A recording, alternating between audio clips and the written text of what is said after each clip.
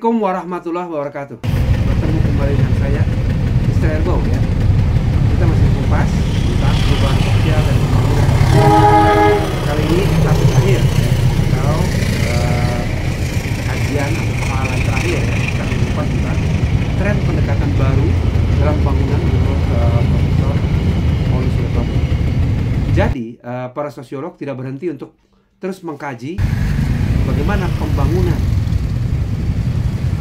dilaksanakan berpuluh tahun ya, yang proses pembangunan tersebut menggunakan banyak teori-teori sebelumnya ya. Sementara dunia terus berputar, rakyat berdinamika dan lain-lain, sehingga semakin dirasakan perlunya pendekatan baru ya. Pendekatan lama yang berfokus pada economic growth, developmentalism itu pembangunan yang berfokus pada development of economic growth atau indikator-indikator ekonomi. Saat ini semakin disadari diperlukannya pendekatan baru karena ada beberapa alasan. Yang pertama, pendekatan developmentalism sering atau cenderung bersifat makro ya, dan banyak mengandalkan pada generalisasi, sehingga banyak menggunakan grand theories, teori besar yang berlaku umum dan universal, begitu ya. Jadi generalisasi, disamaratakan ya.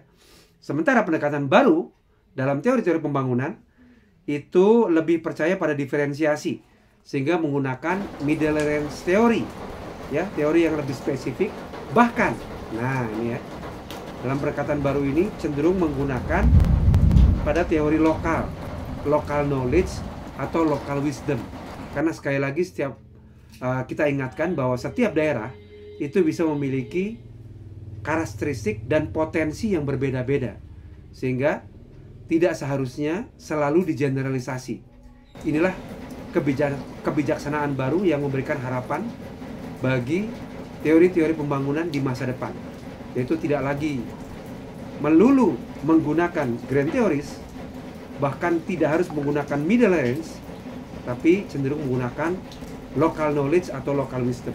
Yang kedua, pendekatan lama, teori-teori pembangunan lama itu cenderung menggunakan konsep indikator dan model-model yang dikerjakan di belakang meja ya, artinya di kantor, di meja, tidak turun ke lapangan atau kita sebut dengan unreflective.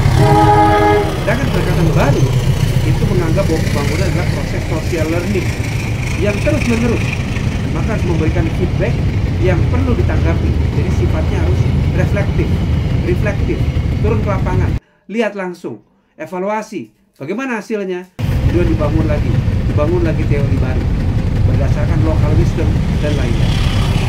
Lalu pendekatan lama cenderung bersifat sektoral dan mengkotak-kotakkan pembangunan, misalnya pembangunan bidang ekonomi, bidang politik, bidang sosial, bidang budaya, di kotak-kotak dan sektoral terpisah-pisah. Pendekatan baru harus interdisiplin, transsektoral, ataupun cross-sektoral, yaitu berusaha menjembatani gap antar sektor ya. Artinya berpikirnya lebih komprehensif, lebih luas. Membangun ekonomi, memikirkan juga sosialnya. Membangun budaya, memikirkan juga politiknya, dan lain-lain. Tentu lebih rumit, tapi diharapkan lebih memberikan maslahat bagi masyarakat ya. Jadi ini ada beberapa lagi, namun Anda bisa pelajari sendiri. Ini dua hal penting kaitannya dengan teori-teori pembangunan baru. Nah, challenge atau tantangan buat Anda adalah, sebutkan atau analisalah sejumlah keuntungan jika pendekatan teori pembangunan baru tersebut diaplikasikan di Indonesia. Apa saja potensi maslahat atau keuntungannya. Demikian, terima kasih. Wassalamualaikum warahmatullahi wabarakatuh. Terima kasih.